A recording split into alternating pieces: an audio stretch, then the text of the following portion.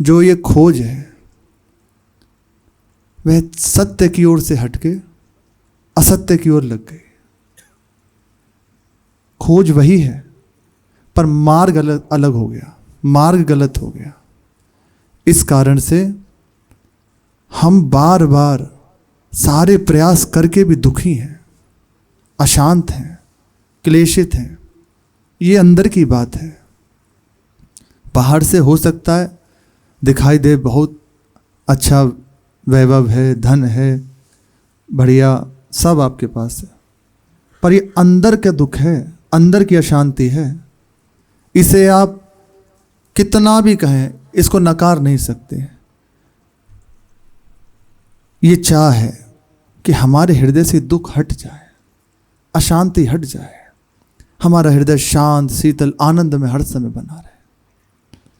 तो एकमात्र उपाय है बस प्रभु के चरणों का आश्रय, उनके चरणों का स्मरण, उनकी प्राप्ति, बिल्कुल सहज भाव से उनके नाम का रटन।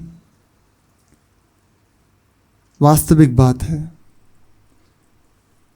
समझ में आ जाए बस। श्री महाप्रभु हरिवंश चंद्र जी कह रहे हैं, अनुलिख्यानन्तानपि तदपराधान मधुपतेर। एक एक शब्द बहुत ध्यान से सुने, बहुत अद्भुत बात है। ये है हमारी जो चाह है ना, इसकी पूर्ति बस यहीं हो सकती है, दूसरी कोई ठोर नहीं। अनुलिख्यानन्ता नपि तदपराधान मधुपतिर महाप्रेमाभिष्टस् तब परम देयं विमृशति।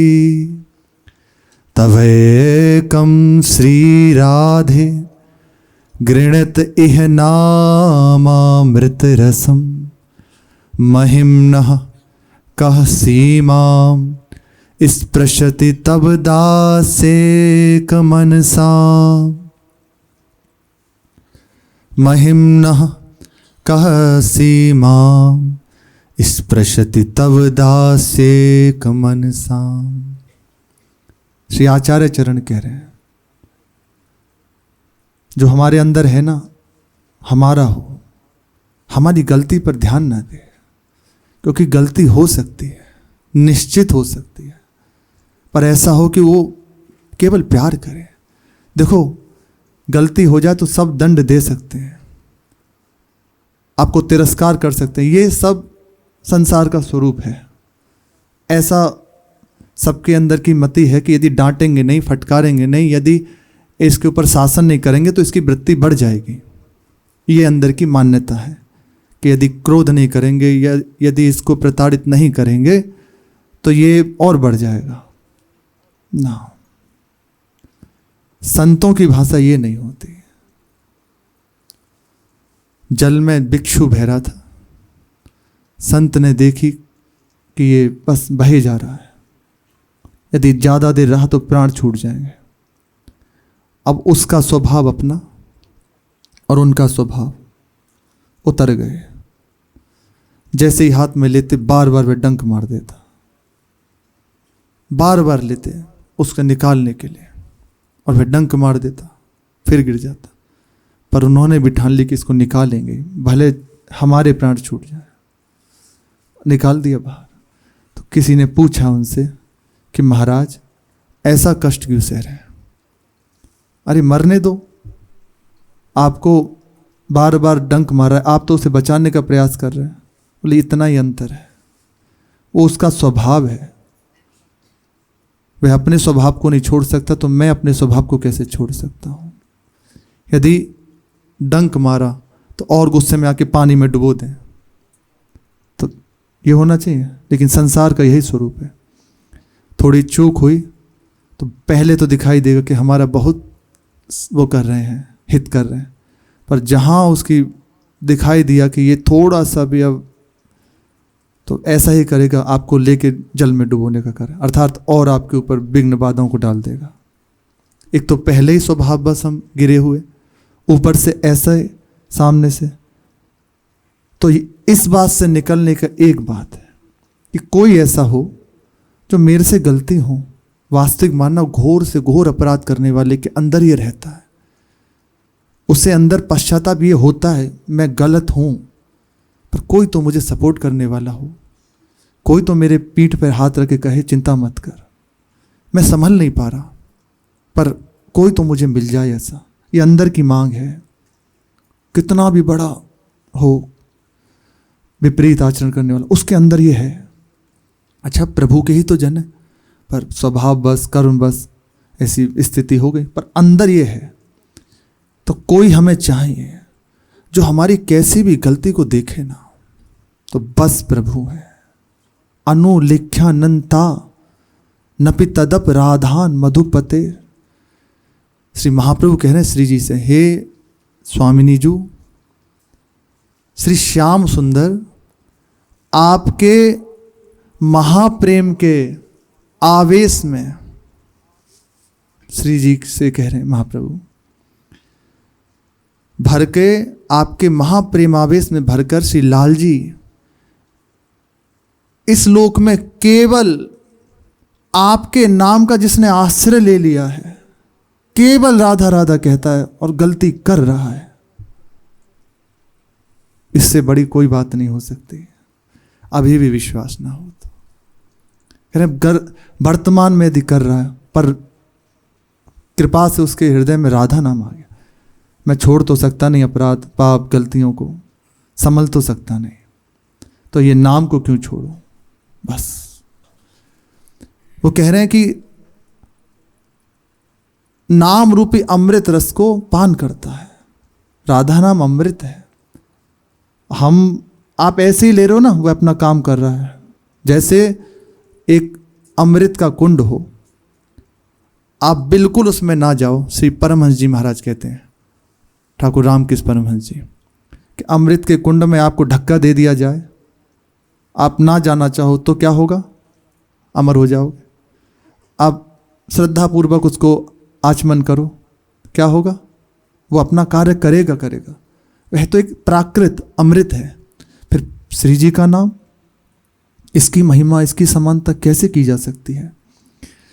कह रहे हैं जो आपके नामामृत में लगा हुआ है, उसका पान करता है, वह ग्रहण करता है नाम को, तो उस व्यक्ति के अनंत अपराधों को श्री हरि सर्वेश्वर है ना, उन्हीं के पास सब खाते हैं, देखते नहीं, उसका लेखा जोखा ही नहीं रखते। जो हो गए वह खत्म, एकदम वह पन्ने फाड़ दिए गए, खत्म हो गए, जला दिए गए। जलने के बाद वस्तु का अस्तित्व तो नहीं रहता, जला दिए गए, उसकी स्थिति बदल गई ना, परिवर्तन हो गया ना, अब वह नहीं रहा। आगे जो होंगे वह लिखे नहीं जाएंगे, वर्तमान में जो हो रहा है उसका कोई महत्व नहीं, निष्प्रभावित। ये एक बार नाम लेने की महिमा है जो श्री जी के नाम में लगा हुआ है। ऐसी स्थिति हमें यही चाहिए। मेरे से चूक हो जाए तो कोई ऐसा ना हो कि बस दंड दो, एक बार हमें कोई मिले तो बहुत दुखी होके बोले, जब देखो तब ये अपराध वो अपराध, ऐसा मत करो तो ये अपराध लगेगा, ऐसा करोगे तो ये अपराध लगेगा। अभी मार्ग में भी यदि अपराध का भय रहा तो फिर निर्भय पद है कहाँ, ऐसा उनने कहा। तो फिर कुछ समय बाद उनको ऐसे बात जब हुई तो कहा कि देखो, केवल संभालने के लिए जैसे बालक को भय दिखाया जाता है, देख वहां मत जाना, ऐसा हो जाएगा, केवल इसलिए किया जाता है। अपराध का भय आपको है, सावधान होकर चलो, यदि गलती करी चूक करी सब नष्ट हो जाएगा और दुर्गति हो जाएगी। इसका फिर से कह रहे हैं दुरुपयोग ना हो। प्रभु कृपा करके हमें सुनाते हैं निश्चिंत होने के लिए, बेपरवाह होने के लिए। हमारे हृदय में जो भय बना रहता है, यदि ऐसा हो गया तो कैसा होगा, तो प्रभु करुणा करके ये बात देते हैं। ये अपनी मति से नहीं होती, ये गुरुजनों की कृपा से, उनकी तो ये बात है। कहा कि बिल्कुल इस बात से निश्चित हो जाओ, कोई अपराध नहीं, कैसा भी। अरे एक नाम त्रैलोक ही तार है, मतलब आश्चर्यमयी बात है। अच्छा, जो निरंतर नाम रटन कर रहा है, हाँ, थोड़ा सावधानी रख लीजिए तो चूक से बच जाओगे।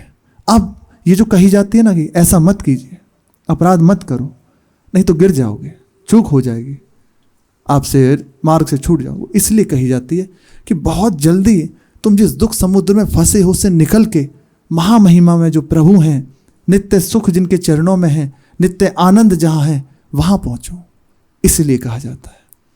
आपसे चूक भी हो जाए ना तो करहूँ सदा तिनकी रखवारी, जिमि बालक राखे महतारी। प्रभु रहत न प्रभु चित, चूक किए की, कभी अपने जन की देखते ही नहीं।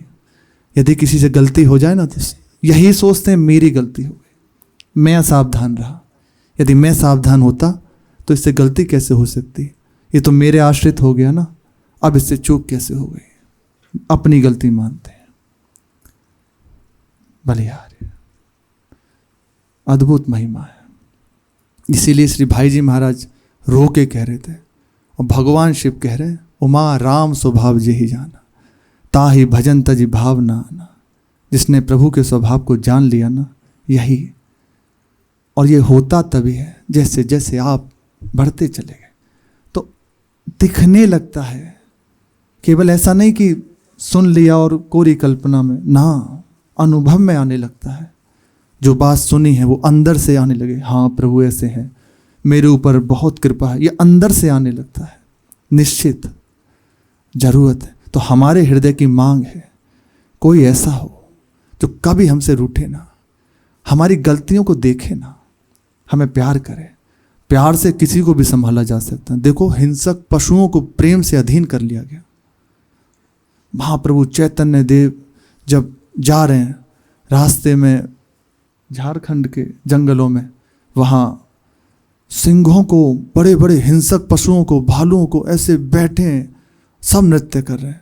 संतों के पास देखा गया, अपनी हिंसक वृत्ति छोड़कर उनके चरणों में है। श्री नागरी दास जी महाराज बरसाने में सिंह साथ में रहता था।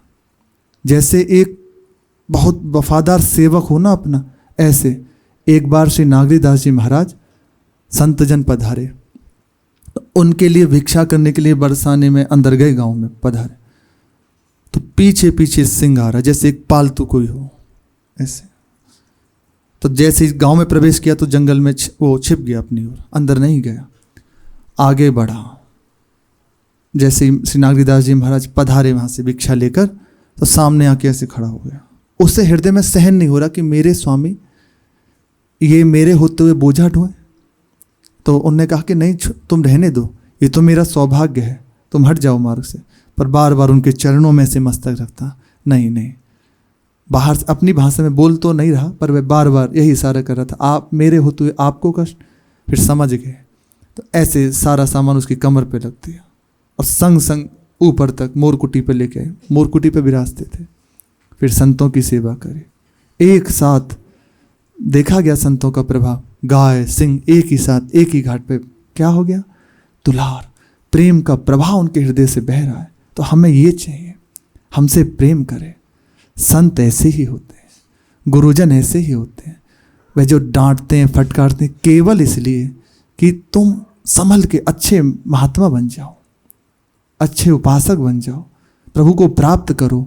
कब तक इस संसार में फंसे रहोगे, कब तक इन्हीं दुखों में फंसे रहोगे? निकलो, नहीं तो कहीं नहीं है, कुछ नहीं है, कोई गलती नहीं है, कोई दंड नहीं। संभालने के लिए शासन आदि किया जाता है, नहीं तो प्रेम की मूर्ति उनके अंदर कहीं द्वैत रह सकता है क्या? है ही नहीं। केवल संभालने के लिए, करुणा करके ऐसा होता है। इसलिए केवल प्रभु के नाम का रटन, ये एकमात्र अवलंब है। एक ही साधन सब रिद्धि सिद्धि साधन, सब कुछ प्राप्त हो सकता है, सब कुछ जो चाहिए।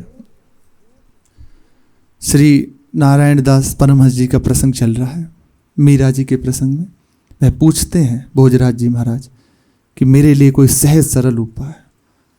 तो यही कहा, इससे सरल उपाय कुछ नहीं। प्रभु का नाम जो प्रिय लगे, उठते बैठते चलते फिरते खाते पीते, तुम्हें जैसे भी हो अनुकूल, इससे ज़्यादा क्या अनुकूलता हुई? कोई विधि नहीं, कोई विधान नहीं, बलिहारी नाम की प्रभु की।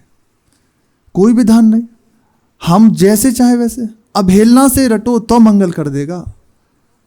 दूसरों को जैसे करते हैं हास परिहास में कहो तो मंगल कर देगा। इतनी महिमा नाम की, अद्भुत अद्भुत। पाप आदि, अरे क्या उसकी बात करें। जो प्रभु के आश्रित हो गए अब ये बिल्कुल भय नहीं। पर इन बातों का यदि दुरुपयोग ना करें, ये इसलिए कही जाते हैं बार बार, इसलिए ये बातें बोलने में भय होता है कि महिमा सुन के कहीं गलत इसका उपयोग ना कर लिया जाए। अरे अब तो ऐसी बात है, फिर क्यों मैं भयभीत हूँ, खूब गलती करो, नाम तो रटी रहूँ, सही हो जाएगा। तो देखना, यदि आप ऐसा करोगे तो नाम नहीं चलेगा, आप एक बार नाम नहीं ले पाओगे। चूक हो जाए, हो गई तो निश्चित नाम महाराज करुणा करके बिना प्रयास के उसे ठीक कर देंगे। और ऐसे हृदय में वो उनकी बात है, जलन दें या उसके पास ले जाए, उसे क्षमा कर देंगे, वह आपको दंडित नहीं कर पाएगा आगे, तत्काल उसका मोचन करा देंगे। ये नाम की सामर्थ्य हो गई। और यदि आप नाम रटन कर रहे हैं तो ये वृत्ति ही नहीं आ सकती कि जानबूझ के अपराध करो, आ ही नहीं सकती। दोनों ही बात है। नाम रटन नहीं कर रहे, नाम की आड़ में आप विषय का सेवन कर रहे हैं तो ये होगा। प्रभु का नाम रटन करें तो भय रहता है, मेरा नाम ना छूट जाए, मेरा भजन ना छूट जाए, ये बना रहेगा। प्रभु का नाम चलते फिरते उठते बैठते जैसे भी बने आपको। कहा यदि, मीरा जी कहती हैं भोजराज जी से, यदि नाम का रटन हो रहा है जिह्वा से, मन के चक्कर में ना पड़े, अभी जिह्वा से नाम रटन, राधा वल्लभ श्री हरिवंश, ये सुनाई देना चाहिए। और यदि स्मरण होता रहे तो बहुत अच्छा, बहुत जल्दी आप अनुभव कर लोगे इस बात का। इसी के प्रसंग में श्री नारायण दास जी महाराज कहते हैं, बताया सबसे पहला माला जो संख्या पूर्वक अमुक अमुक संख्या आप निर्धारित कर लीजिए, 21,600 श्वास हैं। तो दिन में यदि 4 घंटे भी दे दें तो 2 घंटे सुबह, 2 घंटे शाम को। यदि बहुत सेवारत हैं तो कम से कम इतना तो आप कर ही लीजिए। राधा राधा नाम जितनी श्वासें हैं उतना तो ले ही लें हम। तो 2 घंटे सुबह और 2 घंटे शाम को करेंगे ना तो हो जाएगा। बहुत सहज है, 1 मिनट में एक माला हो जाए। केवल आप संख्याएं पूर्ति करने के लिए इसे विचार करें तो 1 मिनट में राधा राधा राधा एक माला हो जाएगी। 4 घंटे में तो ज़्यादा और हो जाएंगी माला। 2-2 घंटे प्रातःकाल और संध्या का नियम बांध लें। फिर दूसरी बात बताई कि यदि हर समय, ये तो एक बताई कि प्रातःकाल और संध्या ये आपका नियम हो, कम से कम दिन में इतना भजन तो कर लो। फिर कहा कि सिमरनी रखें 24 घंटे, उचित अगर बोलना है तो बोल दिया, फिर अपने सिमरनी फिर जप करने बैठ गए। मतलब वो हर समय लगी रहेगी ना सिमरनी, तो संभालती रहेगी, जप होता रहेगा। तीसरी बात कही कपड़े की माला से जप, उसमें हाथ डाल के हाथ में हर समय बनी रहे। मुख से यदि कभी बोलना हो बोल दिया, नहीं तो 24 घंटे मौन रहकर राधा राधा राधा। फिर चौथी बात है अजपा जप। ये किया नहीं जाता, ये होता है। यदि आप ऐसे जैसे पद्धति से बताइए नाम रटन करेंगे, सबसे पहले होता है रुचि बढ़नी चाहिए हमारी। जैसे जैसे नाम में रुचि बढ़ती जाती है ना, तो आपको रटना नहीं पड़ेगा, और श्रद्धा पूर्वक पहले शुरू किया बिना स्वाद के। कुछ ही दिनों बाद जब समन होने लगेगा ना, महाप्रभु चैतन्य देव कहते हैं चेतो दर पर मार्जनम। जैसे जैसे नाम रटन किया जाता है, हमें रुचि क्यों नहीं होती नाम में? हमारे हृदय मलिन है इसलिए। पर आप केवल नाम रटन प्रारंभ कर दें, अंतःकरण पवित्र होगा, क्या हो, ये सब चिंता छोड़ के बिना प्रयास के, ये सर्व समर्थ है। इसे किसी दूसरे की आश्रय वृत्ति नहीं है कि नाम आप नाम रटन करें, अगर संग में ऐसा कर लें ना, ये सर्व समर्थ है। ये आ गया तो सब कुछ ले आएंगे नाम महामहिमा में। कह रहे चेतो दर पर मार्जनम भव महादावाग्नि निर्वापणम श्रेय कैरव चंद्रिका वितरणम विद्यावधू जीवनम आनन्दाम्बुधिवर्धनं प्रतिपदं पूर्णामृतास्वादनं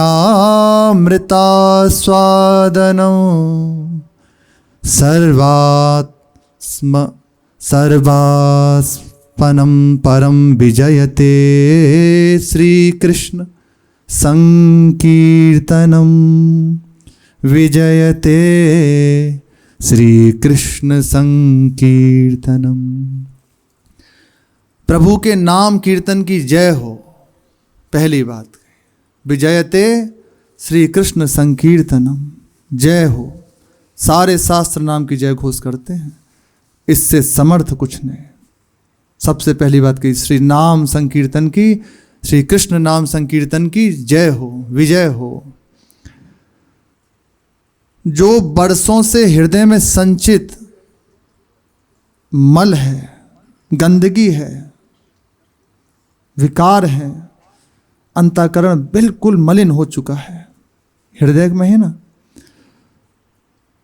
उसका मार्जन करने वाला है। चेतो दर्प, चित्त रूपी दर्पण का मार्जन करने वाला हमारे हृदय का मुकुर, ये चित्त मलिन हो गया है। इसका मार्जन करने का सामर्थ्य केवल नाम में है। बार बार होने वाले जन्म मृत्यु रूप महादावाग्नि को बुझाने वाला है। सबसे बड़ा भय मृत्यु का है, सबसे बड़ा भय। और ये नाम महाराज कृपा करके समन कर देते हैं। सारे दुखों को दूर करने वाले नाम, भव महादावाग्नि निर्वापणम, ये हटाने देने वाले, मृत्यु जन्म मृत्यु रूप महादावाग्नि को बुझाने वाले, सारी मानवता के लिए परम वरदान, मंगल रूपी चंद्रिका का वितरण करने वाला, आनंद अमृत रूपी श्राप करने वाला। जैसे चंद्रमा में शीतलता प्रदान करने की सामर्थ्य है, रात्रि में आप बैठ जाओ तो एक शांति, सहजता, शीतलता आपको मिलने लगेगी। इसी प्रकार, और ये समुद्र के पास विशेष देखा जाता है। जैसे जैसे पूर्ण प्रकाशित होता जाता है, ज्वार भाटे आने लगते हैं। इसी प्रकार है ये नाम रूपी चंद्र संत रूपी समुद्र के पास मिलता है। जैसे जैसे प्रकाशित होता जाता है नाम, ज्वार भाटे आने लगते हैं। जैसे आते हैं, ये निश्चिंत हो जाओ, प्रभु का नाम सर्वसमर्थ है। बिल्कुल ये आ रहा है ज्वार भाटा समुद्र में, जो इसके समझ निश्चित निश्चित पार हो जाएगा। ये चंद्रमा रूपी, चंद्रिका रूपी अमृत श्राप करने वाला है। हृदय को जो दग्ध है शीतल कर देने वाला है। समस्त दिव्य ज्ञान रूपी विद्या का जीवन है। जितना भी ज्ञान है सबका जीवन है। ये बड़ी बात है।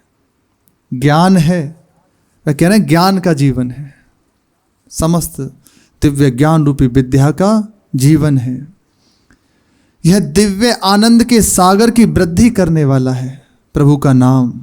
अरे एक ही साधे, गोस्वामी जी कह रहे हैं बहुत सोच समझ के, एक ही साधन सब रिद्धि सिद्धि साधि रे। अब विश्वास हो जाए तो आनंद आनंद है, जिसके लिए हम सदैव आतुर रहते हैं। आनंद के लिए ही तो, हमें दुख ना मिले, हमारा हृदय शांत हो जाए, परमानंद में डूब जाए हम, कोई ऐसा दुख ना हो, बस अब बहुत हो गया। ये चाह है हृदय की।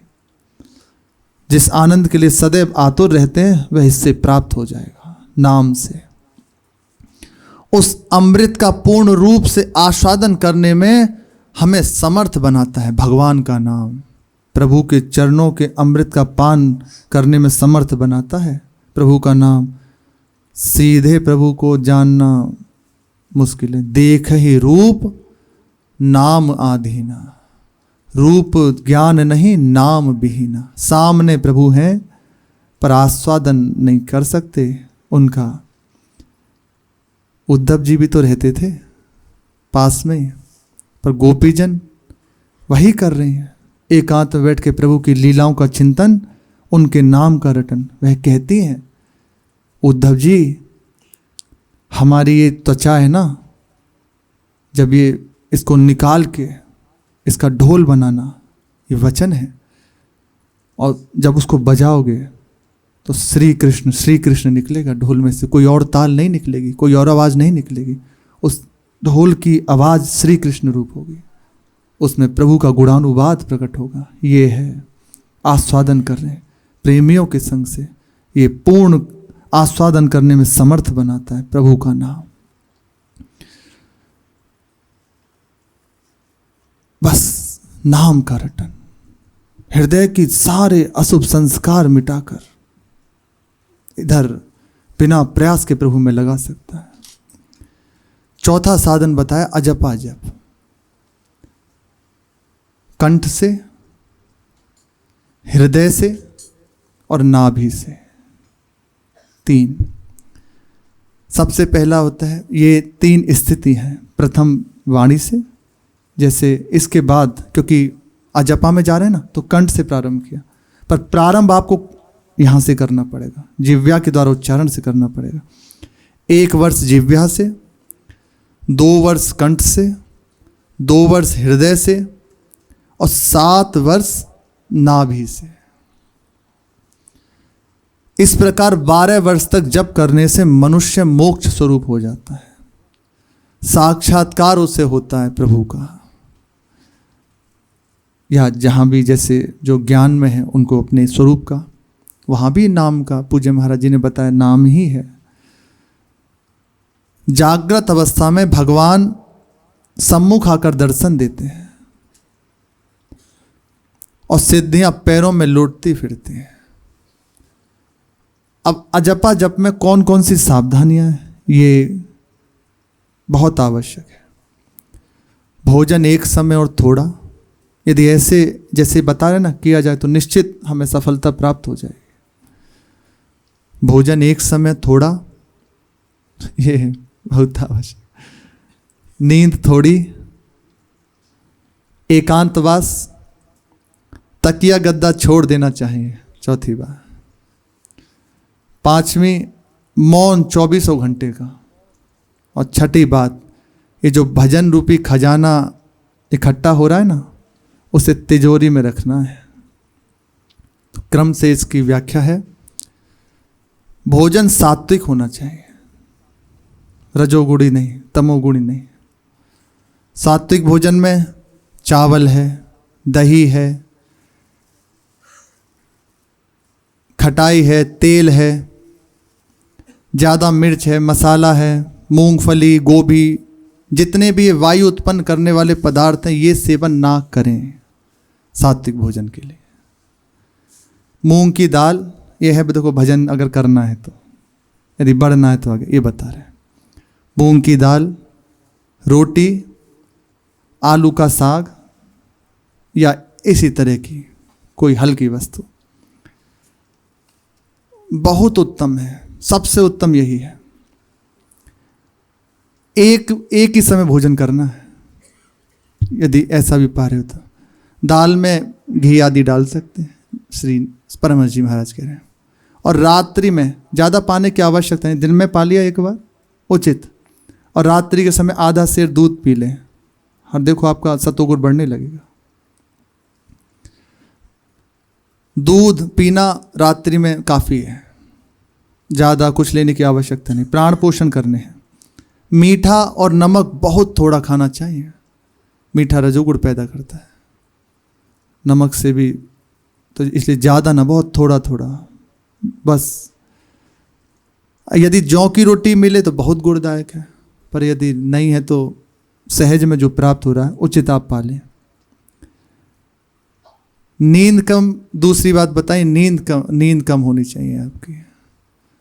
नींद कम करने का साधन है, रात को 10 बजे से 1-1 घंटे हर महीने, जैसे पहला महीना है, आप 10 बजे सो जाते हैं, तो पहले महीने से विचार करें कि आज से 1 महीने तक 11 बजे सोऊंगा, 1-1 घंटे बढ़ाते जाना है।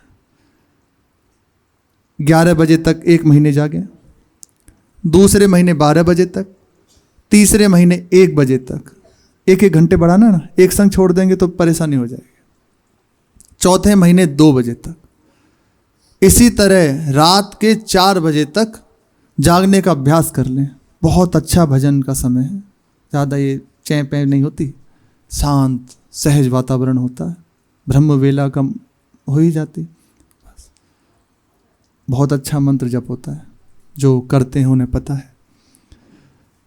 अभ्यास कर लें ऐसा, इससे आपकी तंदुरुस्ती खराब नहीं होगी। ऐसा नहीं कि अरे बैठे बैठे झपकियाँ आ रही हैं, ना ना, आपका मूल बात चित्त लगना है। चित्त लग रहा है ना तो विश्राम मिल रहा है इंद्रियों को, नाम में चित्त लग रहा है, तो बस मिलने लगेगा। संपूर्ण इंद्रियों को जो सोने से चेतना प्राप्त होती है वो केवल थोड़ी देर सो जाओगे ना उससे हो जाएगी। और 4 से 6 बजे तक ये बता रहे हैं, अपने लोग तो 6 बजे दोबारा सोने की अवस्था आ जाती है। 6 बजे तक सो सकते हैं, 2 घंटे बस। अगर नहीं हो सके तो ज़्यादा से ज़्यादा 4 घंटे सो में, इससे ज़्यादा छूट नहीं दे रहे, इससे ज़्यादा नहीं सोना चाहिए। महीने का आरंभ वह कह रहे हैं पूर्णिमा से करें तो अच्छा है, तो एक बंधा रहेगा कि हमने अमुक समय से उठाया था। 20 घंटे भजन होना चाहिए भैया। शेष चर्चा आगे। श्री राधा वल्लभ लाल की जय।